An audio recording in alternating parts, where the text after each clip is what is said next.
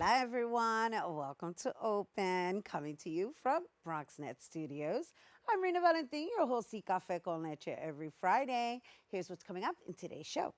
Leading things off, we speak to Reclaim October team members Michelle Jones and Mila Knight to acknowledge October's Breast Cancer Awareness Month. After that, we're joined by educator, choreographer, and Paso Negro founder, Oxil Febles, to discuss her many interactive dance programs and mission for diasporic cultural expression. Later on in the show, Bobby C brings us an up-to-date with the latest headlines in the world of sports. And lastly, this week's Open Artist Spotlight shines on R&B singer and songwriter Mille Gibson with a performance at the end of the show. So sit back y prepárate. All this and more is headed your way because now we are officially open.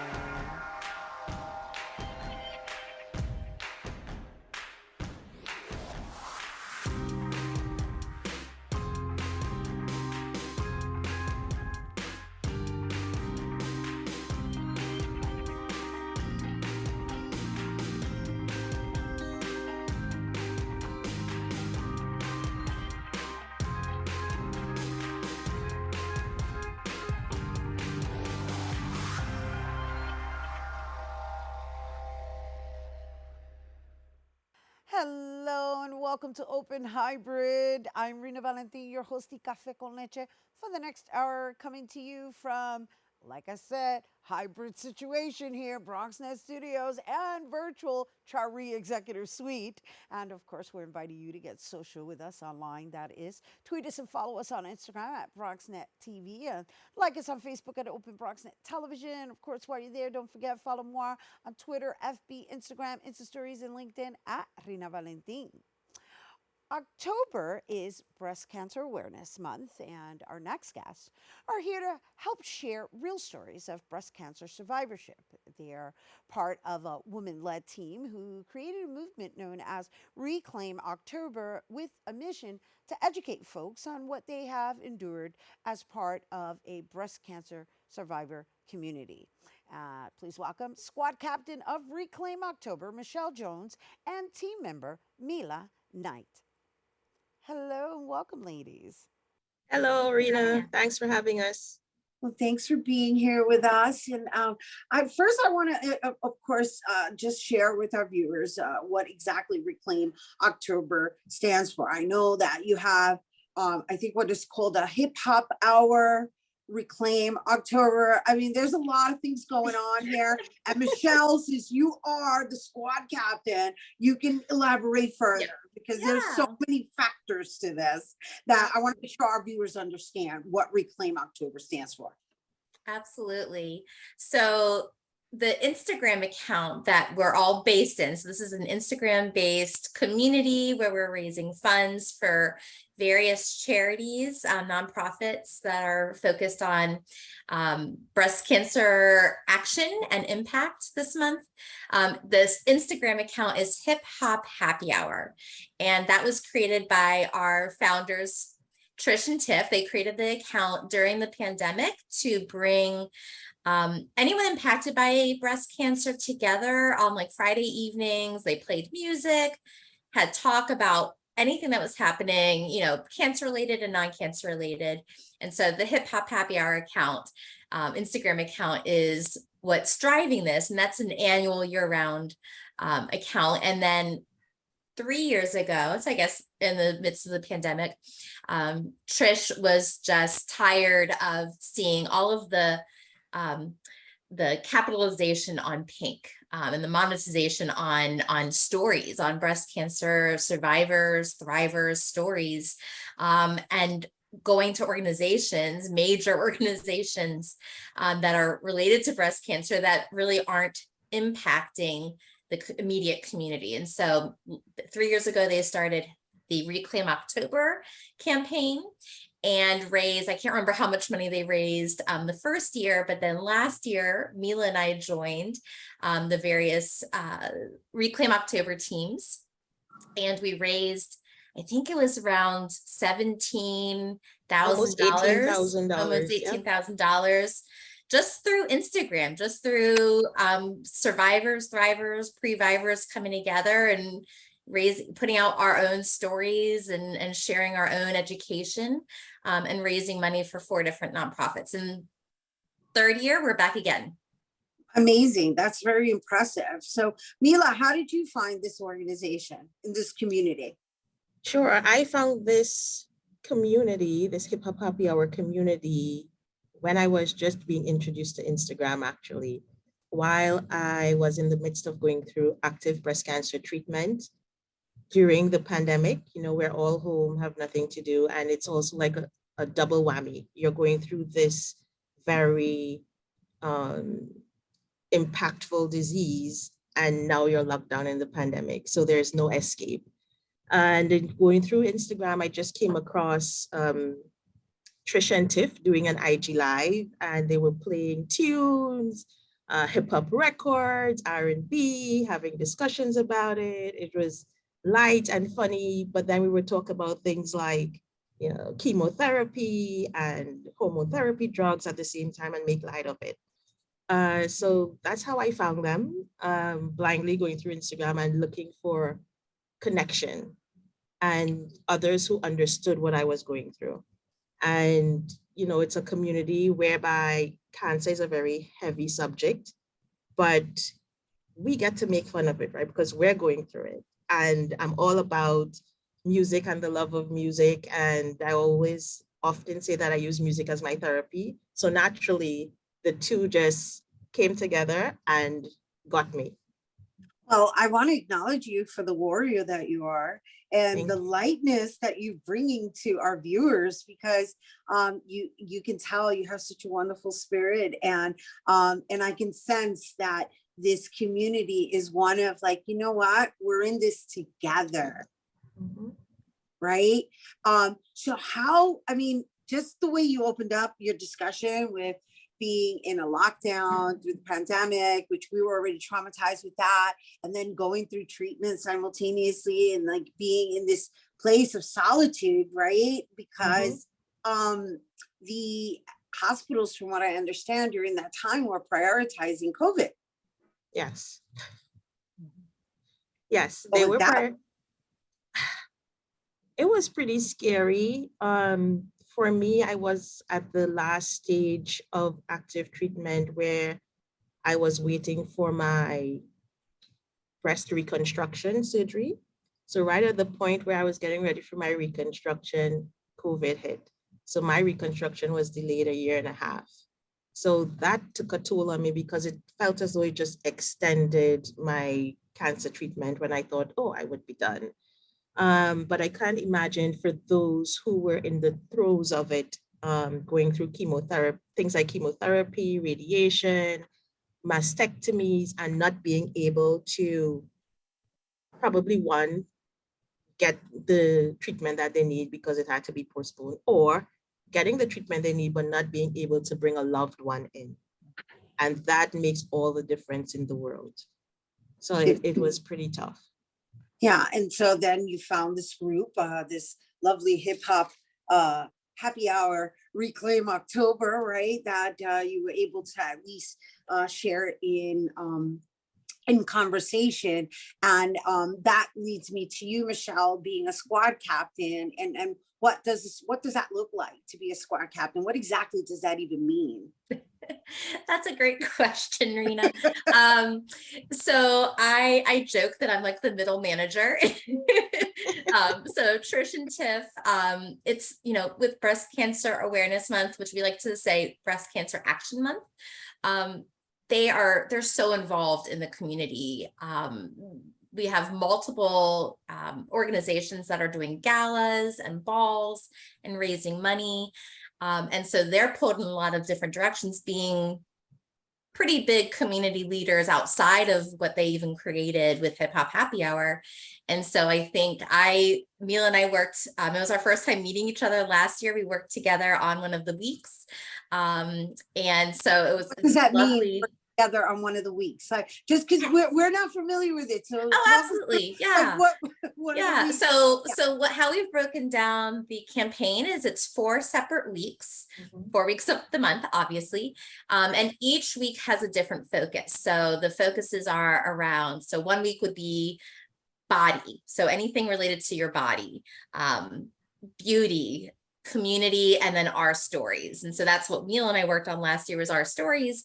So sharing, the real stories, not the pretty pink stories, but the real stories of various perspectives. So from me, from a provider stance perspective, from men that had lost loved ones, Okay, or have a high risk. Pause 1 second before we move forward. Provider. Let's just share with our viewers that term, provider. Yes.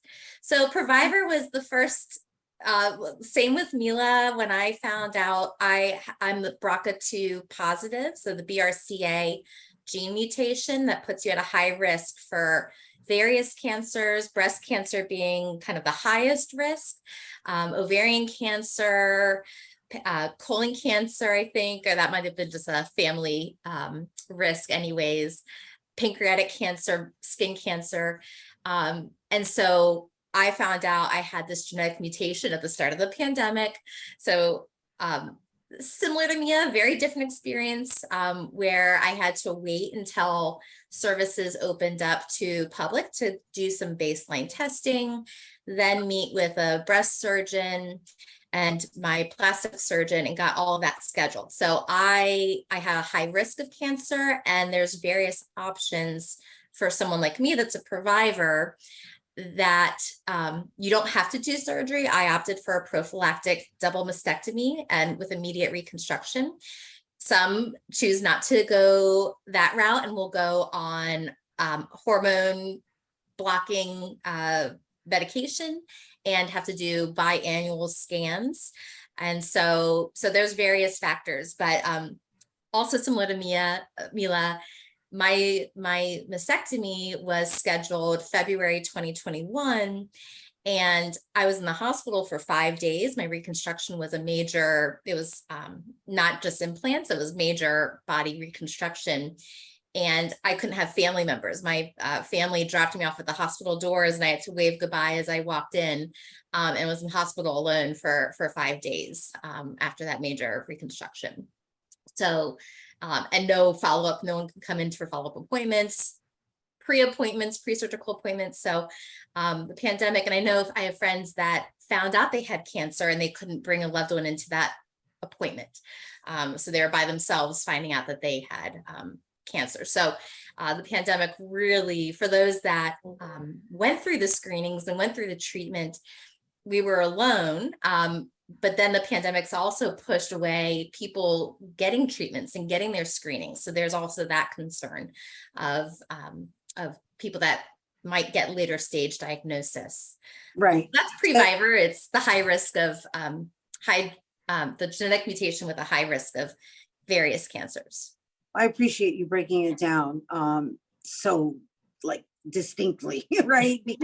Because you made a decision, and you made a decision based on a diagnosis, and it sounds like you all have done like extensive research, right? Which I think is important to be in a certain environment so that you understand what those options are and what is available, right? So we're running out of time, and I didn't mean to interrupt you while you were breaking down all of the different sectors within that month. But before we go, if you want to just complete them, we have to do it as succinct as possible because we are out of time. Okay. You want me to just run through it real quick from the start? Okay. Mm-hmm.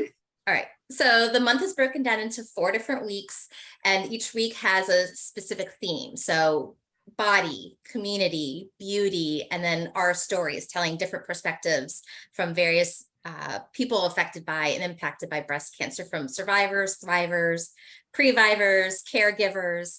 And so Again, it's all on Instagram through the Hip Hop Happy Hour Instagram. And we're raising money. Each week has a different charity as well. Always ending with MetaViver, which raises money for stage 4 breast cancer research. And there's also a GoFundMe that we have. If you're not on Instagram, there's a GoFundMe you can go to. You can just search Reclaim October and it should pop right up. Thank you, Michelle Jones and Mila Knight, squad captain and member of Reclaim October. For more information, you can follow them on Instagram at Hip Hop Happy Hour. We have to take a quick break, but when we return, we'll hear about the many interactive dance programs at Paso Negro and their mission for diasporola cultural expression. Don't go anywhere.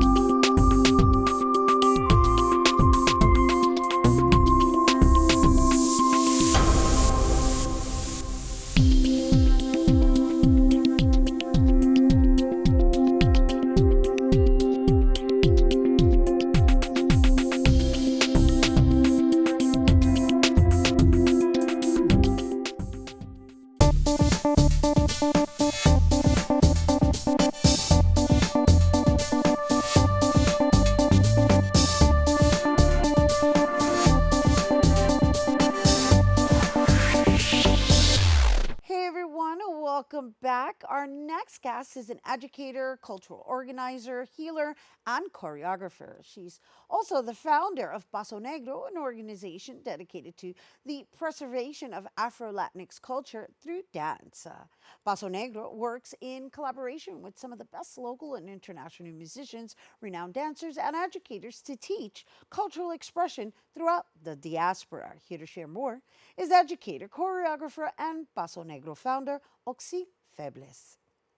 Hello and welcome. Hi, Rhina. Oh, hello. How are hello. you? We are good. How are you? I am very, very happy to be here with you. Even if it's virtually, it's beautiful. Bravo, Thank you bravo. so much. Oh, our pleasure and honor. I mean, for me, ya era tiempo. See, you've been contributing to our community for quite some time now. And so Yes. to speak about this new project, Paso Negro, first of all, let's talk about the name. Why Paso Negro? Well, actually, Paso Negro started as a nonprofit in Puerto Rico. I was born here in New York. And although I was raised back and forth between Puerto Rico and New York, I always had this sense of the importance of diversity and how Afro-diasporic cultures inform one another historically and in the arts as well. So when I started doing my artistic work in Puerto Rico as a teaching artist, I wanted to expand and not only stay with bomba. So I included other things like capoeira and things that were happening in Puerto Rico at the time. And I thought that Paso Negro, in terms of dance, sums up everything, right? The hype of bomba and all the other things, all the other cultures that influence our culture as well. And it just transformed into my artistic name, I guess. No, it's beautiful. It's beautiful. Thank you for sharing the background of it, because I know that you just recently partnered up with Bronx Music Heritage Center, and you're one of the recipients, or I don't know exactly how that arrangement is with the Creative Rebuild New York, but congratulations on that. Thank you so much. Thank you so much. It was a blessing. It was a blessing to be able to not only partner with WETCO and Bronx Musical Heritage Center, I have great coworkers, Elena Martinez, Bobby Sanabria, and other people that are supporting, and also were recipients of this grant. But also the fact that I can just focus on the arts. I've been also doing educational, work as our program director for after school programs and teaching and everything. So the fact that I can just focus on creativity in that sense in my culture, I think it can't get better than that. No, it's wonderful. Absolutely. To be compensated to do what you love and service the community by passing it forward. Absolutely. And so, with that being said, I mean, we did, we're going to talk a little bit more about the wellness classes and the bomba classes, but I want to really talk more about you and the different ways in which you loan yourself to the diaspora of like just making sure that our cultural values are incorporated through art, and then there's the different groups that you work with as well. Mm-hmm. I've always had an educator's approach towards the arts. I wasn't a bomba teacher. I taught history and Spanish in Puerto Rico for 20 years for the Department of Education, and I thought that it doesn't matter whether in Puerto Rico or here in New York City or anywhere in the world, you're going to have Black and brown people lacking of information, and most of all, how to connect with their history and their roots. So I thought that integrating the arts was the best way to engage children and youth, which are usually the group that are mostly influenced by other cultures and other distractions, right? So I always thought that was the way to go. And then doing the cultural work, I noticed that even adults, it doesn't matter the age, they're always interested in learning more about their roots, especially here, that you're not in your patria, right? So you got to do patria where you're at. And what better way to do it with music and dance that you document that information in your body. So that was basically my kind of like my mission, also my passion, because I understand the importance of movement and no matter the age. So that allowed me also to create these connections with these other people that are doing that cultural work here in New York City and in other states. So yes, it's been a very interesting journey, but mostly educational, more than even artistic. I mean, in my journey, things have shifted, and I guess the universe sends me to places where I need to be. And that work changes. Sometimes it's just teaching dance. Sometimes it's doing lectures. Sometimes it's getting women together and work with bomba or any other artistic resource, but as a therapeutic source where women can find a center. So so yes, I'm blessed between culture and education and time, because that gives you the experience to know how to use the resources that you have in the best way possible to meet the needs of the community or the people that you serve. And that was really eloquently put, right? Because I've seen you work, I've seen you perform with various groups, and feel free to name them because there's quite a few of them. And it's really admirable how you're able to insert the educational component while the actual music and song is being demonstrated. There's something about the body that retains that information more easily and more freely than being lectured. Mm-hmm. I believe so. And also the fact that it tears down this resistance to talk about difficult topics like racism, for example. And sometimes you have, a mixed group where you don't want anyone to feel any type of way, but still you want to say what you need to say in pro of your people and social justice. So I guess that the arts is a facilitator for those things to happen in a non-offensive way, but going straight to the point and with the facts. It's like going straight to the point with the facts, right? But you also have a wellness approach, and that leads me to these wellness classes that you're offering every Tuesday. All right, so wait, before we even jump into that, like Paso Negro, diaspora cultural expressions is also a service I understand that you offer in a customized version. Yes, I do. I have worked in schools because I put Paso Negro under an umbrella. I opened a nonprofit here under the name of O-Team, New York. And I provide different services for children, elementary school age kids. I have kids, and it's very culturally responsive, focused on social emotional learning. And so I work on that. I have for women, Phenomenal Tales of Womanhood, a project that's basically just for wellness and creativity and poetry and all that, you know, sort of thing. The performance stuff where I do collaborations with different New York City based folkloric groups like Legacy Women, Mamoyo and others. So yes, there's a variety, and under those performances, I named it Paso Negro. I used the name Paso Negro for that, but it's really under O-Team, which is a nonprofit that I have here in New York City. It's a baby. It's my baby. Yeah, wow, you've got a lot of entities going on. Yeah, well, Paso Negro is not a nonprofit anymore because since I moved from Puerto Rico, I moved permanently here in 2014. So I decided to just keep the name because everybody knows me by that name already as an event producer and that sort of thing. So I couldn't register under that name. So I decided to do O-Team New York, my new identity, although Paso Negro is in me. I am Paso Negro. Yo doy el paso. Así que pues, en pro de la negritud. I love it. I love it. I love it. So now in closing, let's talk about these wellness classes that are being offered every Tuesday. And please do share the details because you're also offering Wednesday classes of bomba dance. Yes. This is all with the intent of passing it forward to the next generation and adults, from what I understand, right? Yes. And really to bring community together and use it for therapeutic purposes. Yes, Creative Rebuild New York has given me the opportunity to create programming and add or enrich whatever Bronx Music Heritage Center has already.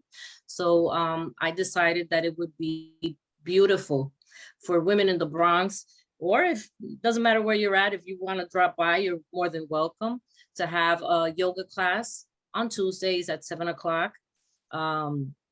I partner with Jasmine Cruz from Danzarte, and that's her specialty. So we're over there stretching and breathing and meditating and focusing and getting ready for Wednesday that I have also drumming at 6:30, 6:30 to 7, where women can also, and men, whoever shows up, can learn how to drum bomba rhythms. And also from 7 to 8:30, then we have the dance class, and everyone is welcome.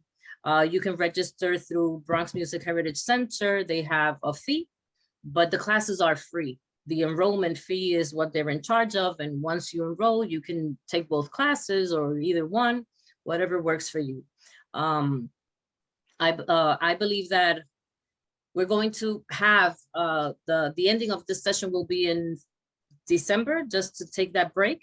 But it's ongoing. It's ongoing, and I will be adding more things as we move along. It barely started, so but my intent is to bring other art forms to the workshop, and it's right there in Bronx Music Heritage Center, 1303 Luis Niñez Boulevard, and it's easy access. If you have a car, there's always parking. If you come by train, there's the 2 and the 5 to Freeman Street. 1 minute walk, warm up, and ready to go with Paso Negro.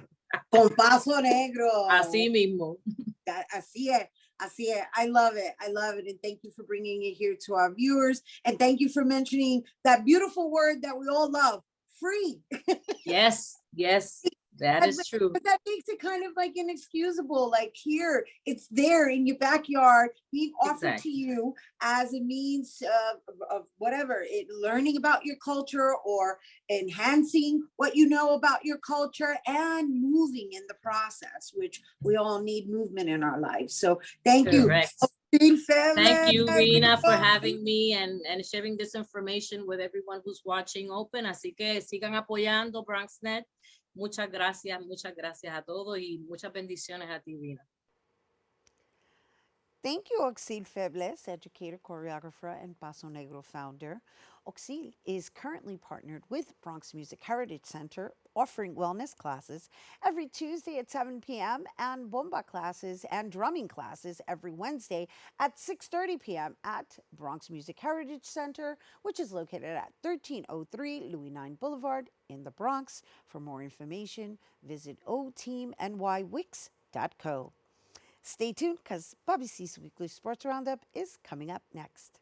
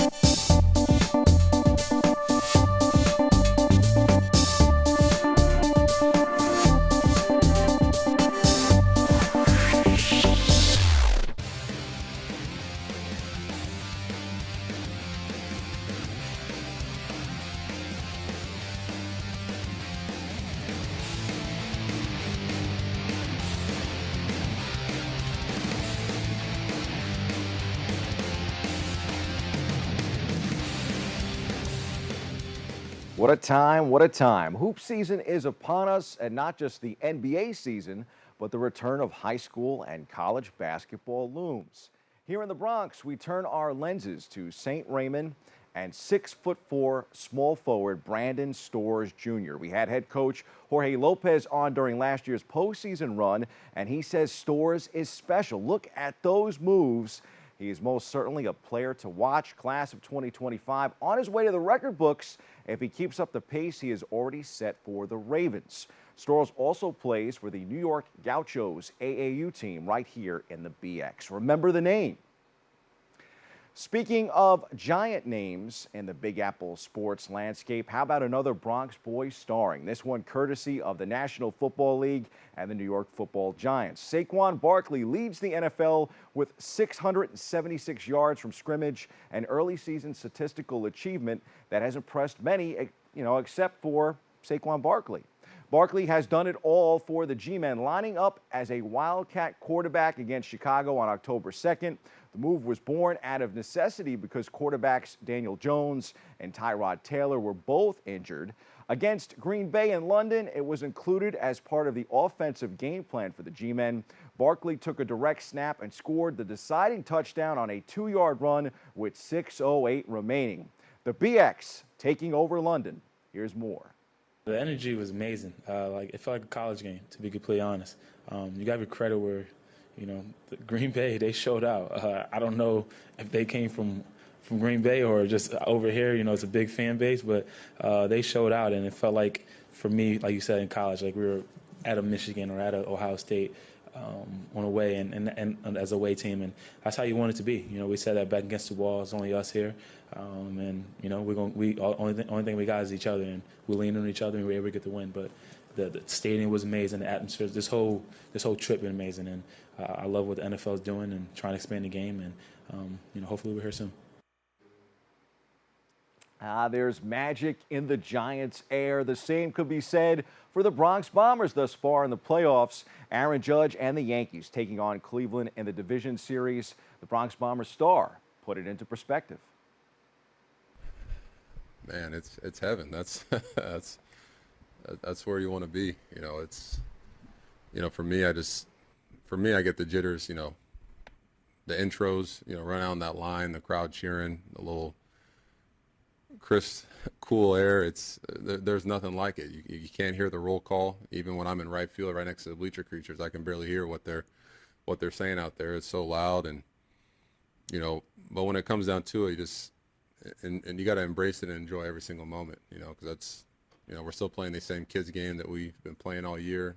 Still going to go out there and do the same thing we've done for 162 games. So, for the guys that haven't been there or experienced it, it's hey, soak it in.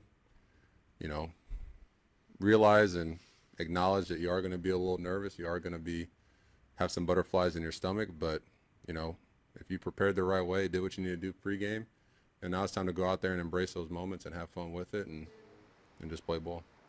The judge. My favorite Yankee moment of the playoffs might have to be a bomb from Harrison Bader. The former Horace Mann standout is a welcomed addition here in the BX, and he's bringing grit to the Pinstripers. Take it away, Harrison Bader.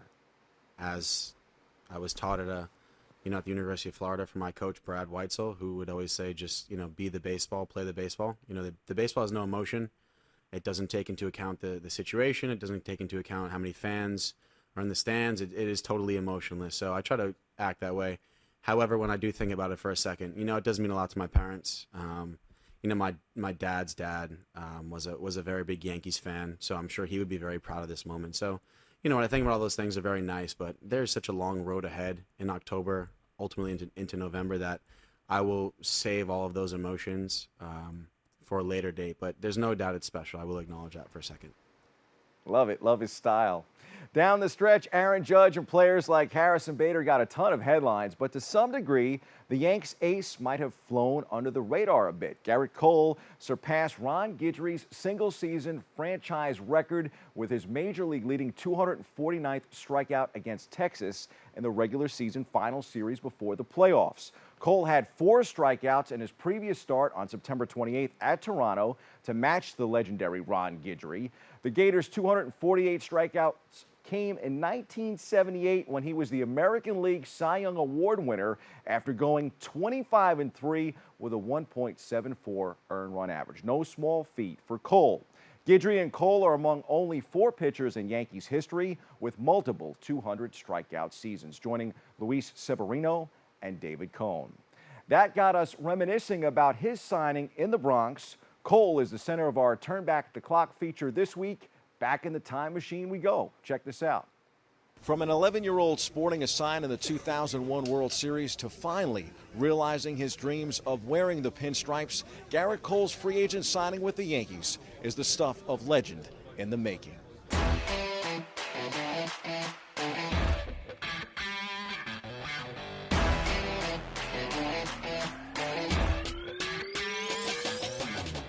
I'm just tremendously excited, and it's the best organization, in my opinion, in the league. There's a process here that Brian spoke to about trying to bring the best people at each individual position to surround everybody with the best opportunity to succeed. I think they've demonstrated that, certainly through Brian's tenure over the last 2 decades. So it instills a lot of confidence as a player when you hear those things, and it doesn't hurt to play for your favorite team. Obviously, as the manager, when I hear we're going to be in play for arguably the game's best pitcher, that's exciting. I feel like we're a team with championship intangibles. We haven't pushed through yet, but we've clearly been knocking on the door for now a few years, and I just feel like Garrett will be another guy that comes here and fits in. It's an exciting time for us. We try to with every transaction, whether it's big or small, we always have high hopes and expectations and excitement surrounding the decisions behind them, and looking forward to them leading to real positive things on the field in days and years to come. So this is another chapter of that, obviously a much bigger chapter. I came 8 outs away from getting a ring. I felt like I could see the light underneath the door, and then it was slammed shut in our face, or it was probably never really opened, actually.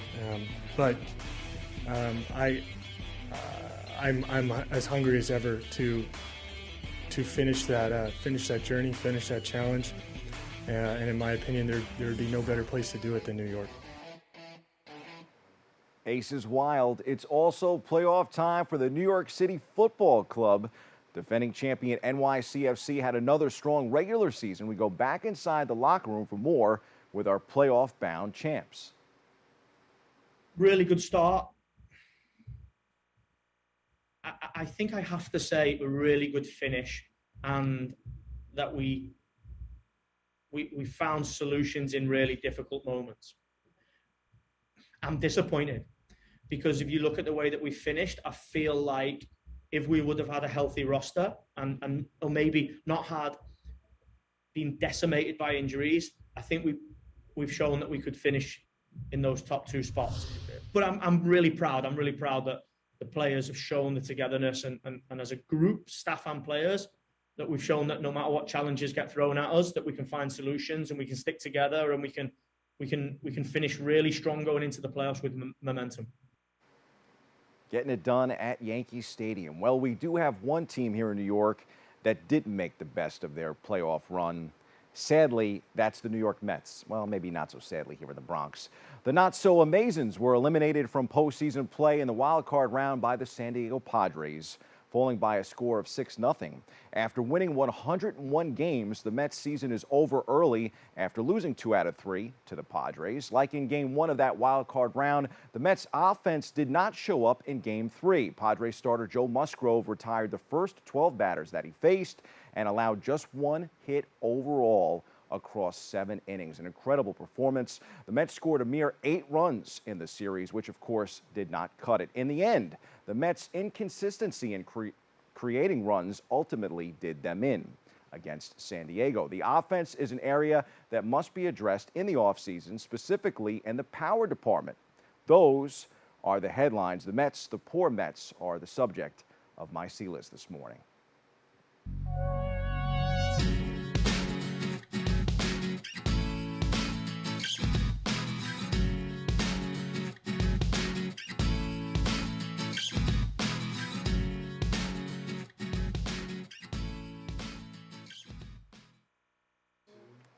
All jokes aside, after leading the National East for much of the 2022 campaign, the 101 win, New York Mets squandered away their division lead before suffering an early exit by losing 2 out of 3 to San Diego in the wild card round. The front office will need to take a hard look in the mirror this winter to figure out how to get this team over the hump. This is one of the toughest losses for the franchise in history. It could be compounded by what happens next and what happens now. Ace Jacob deGrom is expected to opt out of his contract. Closer Edwin Diaz will hit the open market. And Steve Cohen could be all in on Yankee slugger Aaron Judge. What if that happened? First and most important, Jacob deGrom, the multiple Cy Young Award winner, is expected to opt out of his contract and hit the open market. Simply put, how much is too much for an injury-plagued two-time Cy Young Award winner? Question mark. The Mets don't know if deGrom wants to return too, but the Mets will pursue deGrom, but they don't know yet how aggressively or what deGrom's contract demands will be or how much outside interest in him there will be at Max Scherzer-like money. Could he get $50 million a year? Maybe. Also hitting the market is all-star closer Edwin Diaz. Cue Timmy Trumpet. Diaz posted a career-best 1.31 ERA this season. Outfielder Brandon Nimmo is also a free agent for the Mets. Mets are leaning on bringing him back too at the right price. It will be interesting to see what the club does following such an incredible regular season with not much coming of it in the postseason. Stay tuned. Meantime, we have bigger fish to fry right here in the Bronx, Rhina. Bigger fish, bigger fish. That's your look at sports. I'm Bobby C. Keep it locked on Open. More back after this.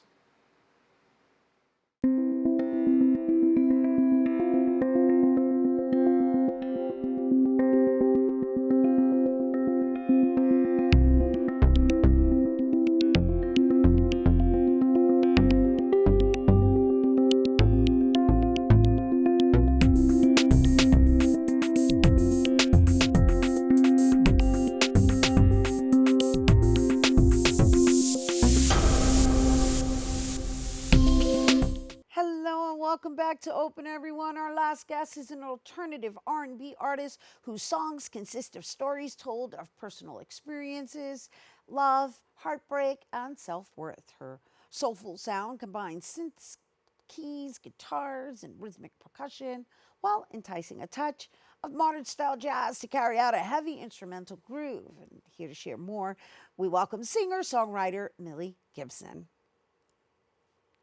Hey. Hi. Hello there. How are you? Good, good. You're looking very vibrant in front of that brick wall. Thank you. Thank you. I did think it was a good backdrop. Yeah. Well, you So got thanks. some nice sun shining on you. There's something like reflecting off of it.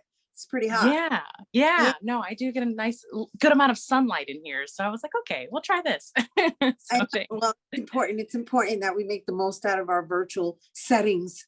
Right, exactly. Because we kind of have to. Right. This Day day and is age, up. but now I'm darling, this wonderful EP that you just dropped, Own Drum. I mean, first let's talk about how long it took for you to even accomplish it, right? Yeah. And then we're going to talk about the title, Own Drum. Own Drum. Yeah, that title was a couple titles ago, I'd say. It did. It changed a bit. It definitely kind of morphed, especially as I gotten older. But yeah, it took a while to write this EP. It took a good bit of time. What's a while? What's a while? Come on, inquiring minds want to know. Yeah, I mean, I started writing it back when I was in college, and I graduated college back in 2017. And so once I moved to New York, and I went to college in Minnesota, went to a music college, a private music college. And once I arrived to New York, there was still a lot that I needed to finish. And so a lot was done remotely, a lot was done back in Minnesota, flying back and forth. Some songs got done first. And so none of it started and ended at the same time. I'd have to say that. And so, it probably took over the course of at least 2 or 3 years just to get it fully done. And figure out exactly how I want it. I have a question, right? You were saying going back and forth. How much of that time having to remain dormant for the pandemic contributed to its completion? Oh, yeah, I would say a good amount of time. I think it definitely, in terms of recording purposes, I think it was like, okay, I have a good amount of it written. Now I just need to wait to record it. And waiting and that time, as we know, was very much up in the air. You know what I mean? So it definitely contributed to the amount of time that it took, for sure. Yeah, definitely. I ask because there's something about, I like looking at the upside of what we've all endured the past 3 years. And there's something about the circumstances that has basically allowed people to spend more time with themselves, obviously, because, that's pretty much what we had to do. But it also allowed for people to complete projects that have been pending because of the amount of time they had with themselves. Right. Yeah. Well, and for me too, it was during a time where I didn't have any of my home equipment. So I wasn't able to there was a lot of things that I wasn't able to do on my end that I had to rely on other people at the time. So that very much came into play. Whereas then I was like, okay, I need to invest in my own home studio equipment, recording my own vocals, this, that, and the third. And then, things kind of picked back up from there. But yeah, there was definitely kind of a pause time, as we all know, where it was like, okay, there's only so much I could, get done. And now what are the next steps, Right. So, yeah. Well, you just recently released it in June of 2022, right? Yeah. And you, I believe, mentioned to me while we were getting on air, you have 5 songs on this EP. I do. Yeah. And so Own Drum, we're going back to Own Drum. Yeah. That name, it's funny because I when I first knew I wanted to release an EP, this is back when I was in college, I was like, maybe I want to name it like Beat of My Own Drum. But I was like, that sounds a little cliche. I was like, I don't know if I'm in love with that. But then when I wrote the song Own Drum, the title of the title track, and I was like, yeah, this is what I want it to be. I very much want it to be this EP to represent that we all would like to move at our own pace. You know, we're hit with so many different societal pressures of moving in a lot of different directions, and it's good to stay centered with ourselves and have that belief within ourselves. And so I felt like, okay, Own Drum, I think that's the title, both for the track and for the EP. Yeah. Right. So the songs inside of Own Drum, like are they all interrelated? They are. A lot of it is about, I mean, there's some, it combines both. It's mainly about self-worth, but it really is about like when you enter into a relationship and, you know, I know the song To Surface is about like entering in a relationship and you want someone to peel back the layers of yourself. Whereas Raw is about you yourself peeling back the layers and like becoming organic and raw. And what does that mean to you? What does that mean to other people? So it kind of intertwines, but I think it really mainly is about self-worth and learning about oneself. And so can I navigate that. And which is very important. No, because we had a lot of time to think. And the reason I'm asking all of this is because you have a unique style. And it's apparent that you're very deliberate about the language within your work. I just wondered who your musical influences were. Oh, Sade, 100%. Huh? Sade. I love Sade. Yeah. But you know, what's interesting is I didn't actually realize that she was my musical influence until just like a few years ago, until I look back and my mom loves her and she's all we listened to whenever we were cleaning the house. And I was like, oh, it hit me. I was like, oh, it makes complete sense. You know, the percussion and the rhythmic and the, like, it just all then came together. And I was like, yeah, she definitely is like my main foundational influence that is into my music. Yeah. You know what? I could see it. I was trying to figure it out when I started listening to your music, because you have a unique sound.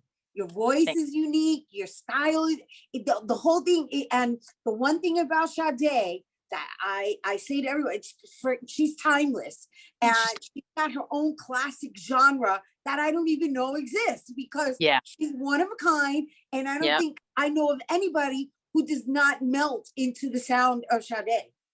Yeah. I mean, she's such a legend, you know. Right, but I'm talking about the music. I'm not just talking about her as an artist. I'm talking about the sound of her voice. I'm talking about the way she conveys her music, right? So it's one thing to, I guess, be a singer at a soprano level, and it's another thing to have the stylized voice, which is what you have. Thank you. Yeah, I mean, her delivery is just impeccable. Every time she delivers, you know, her lyrics and her musical sound and her songs, and I love it. And I just like fell in love, and it very much weaves into my own fabric of my music. So yeah. Yeah. Well, you know, I'm really happy that you were able to pinpoint it for me, because when I started watching a video, I was going, who does she like? There's something really unique about this. And I was trying to, I mean, she's not Sade, she's her own individual Mille Gibson over here. And the beauty of what we're discussing right now, everyone, is that we're setting you up for what you're going to experience, because she is our open artist spotlight, and she will be performing for us after this discussion. So before we go, do you have any live performances coming up? Oh, I do. I have a live performance at the Nuyorican Cafe for their Halloween weekend on October 29th. Yeah, so I'm going to do 3 songs there. I'll be alongside a lot of other artists as well. So it'll be the Nuyorican Cafe, and I believe the 29th is on the Saturday. The 29th of October? Yeah, the 20th of October at 8:00. So if you're interested, definitely come on out and enjoy some good music by a plethora of other artists as well. So yeah. Beautiful. New Post Cafe is one of our favorite places. So good for Yes. you. All Thank right. you. Mille Thank Gibson, you. everyone. Thanks for being with us. Thank you so much. Appreciate it. Don't go anywhere. When we return, Mille Gibson performs for us after the break.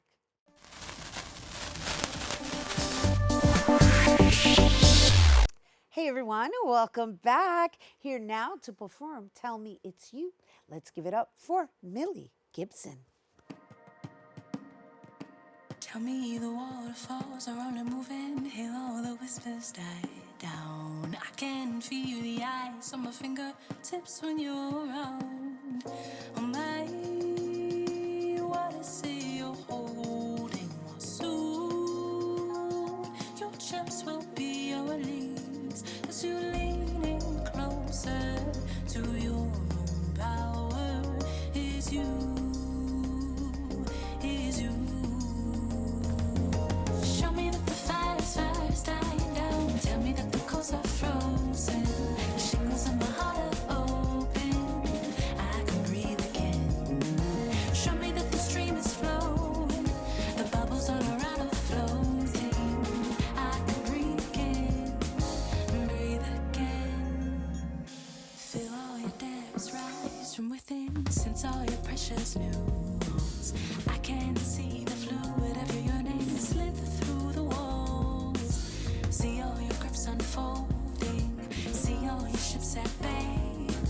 Tell me you're not eroding. Your soul can stay. My,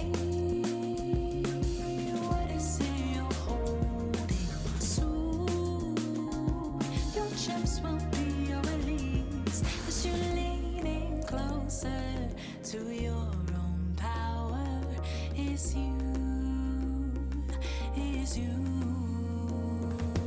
Show me that the fire's dying down. Tell me that the coals are frozen. The shingles on my heart are open. I can breathe again. Show me that the stream is flowing. The bubbles all around are floating. I can breathe again. Breathe again. You surround me. You surround me with your presence. You tremble me. You tremble through my lessons as I level down in my own core. As I level down in my core. And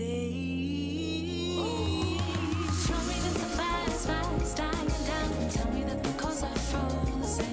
The shingles on my heart are open. I can breathe again. Show me that the string is flowing. The bubbles all around are floating. I can breathe again. Breathe again.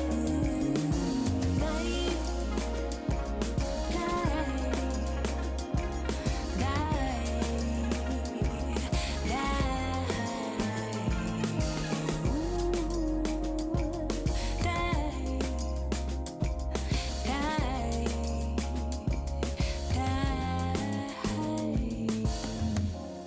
Tell me the waterfalls are only moving. Hear all the whispers die down. Oh, how lovely was that? Oh, memorable moments of, virtual studios as well as stage performances on rooftops. That was absolutely lovely. Thank you once again. That was Mille Gibson from her debut EP, Own Drum, which is out on all media platforms. And for more on Mille, you can visit millegibson.com. And that is our show today, mi gente. Thanks to all our guests for coming through and to you, our viewers, for tuning in. If you missed any part of the show, you can check out the recapcast tonight, 24 hours a day at BronxNet.tv. I'm Rhina Valentin, and from all of us here at Open, may the universe provide paz, prosperity, y amor. Adios.